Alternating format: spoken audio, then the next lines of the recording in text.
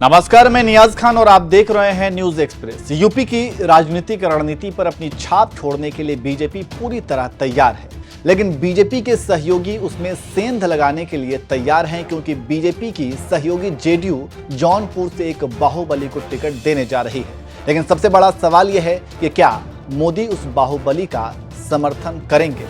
देखिए ये रिपोर्ट।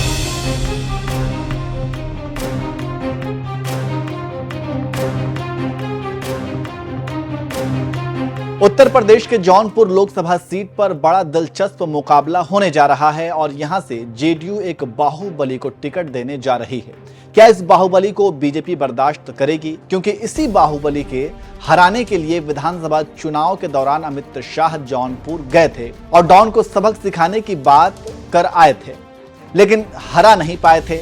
अब तभी से बीजेपी और इस डॉन के बीच अदावत जारी है। लेकिन अब लोकसभा 2024 में फिर बाहुबली का नाम सामने आ गया है। नाम है धनंजय सिंह। जी हां, धनंजय सिंह का नाम जौनपुर लोकसभा से उम्मीदवार के नाम पर चर्चा तेज हो गई है, क्योंकि इस लोकसभा सीट पर आईएएस अभिषेक सिंह का इस्तीफा मंजूर होने के बाद हल्ला है कि एनडीए की ओर से चुनाव लड़ेंगे।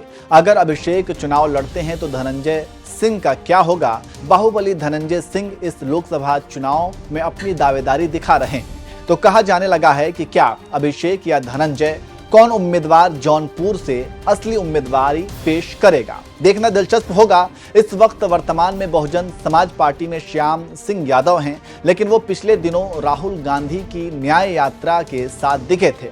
ऐसे में कहा जा रहा है कि वे पाला बदल सकते हैं। और यहां पर एक और जानकारी देते चले कि इंडिया गठबंधन के तहत यह सीट कांग्रेस के पाले में गई है। ऐसे में इस सीट पर कांग्रेस श्याम सिंह यादव को उतार सकती है। तो ये बात क्लियर हो गई है कि कांग्रेस से कौन लड़ेगा। अब देखना होगा कि इंडिया अभिषेक को टिकट देती है या धनंजय पर मान जाती है।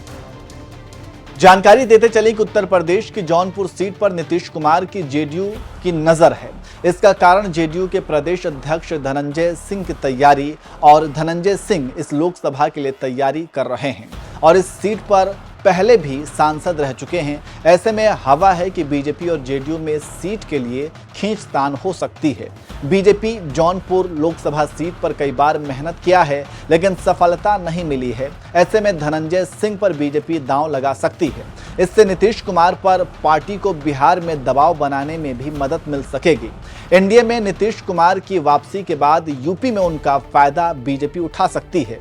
धनंजय के जरिए यह स्थिति बदल सकती है। तो आप समझ गए होंगे कि क्यों नीतीश कुमार धनंजय के पक्ष में हैं और इसका कारण क्या है। वहीं आईएएस अभिषेक सिंह जो जौनपुर से टिकट के लिए बीजेपी में दावेदारी पेश कर रहे हैं, एक पूर्व नौकरशाह हैं। यूपी सरकार से इस्तीफा देकर अभिनेता बनने चले थे, लेकिन वहां पर भी काम नहीं चला। तो अब नेतागिरी लाइन में आ गए हैं और बीजेपी से टिकट के लिए मेहनत कर रहे हैं। ऐसे में जौनपुर सीट काफी हॉट हो गई है और मुकाबला दिलचस्प हो गया है और अब उम्मीदवारों की जगह पार्टियां टकरा रही हैं। देखना होगा कि इस लड़ाई में किसकी जीत होती है और किसको हार मिलती है और इस सीट पर कौन कब्जा जमाता है।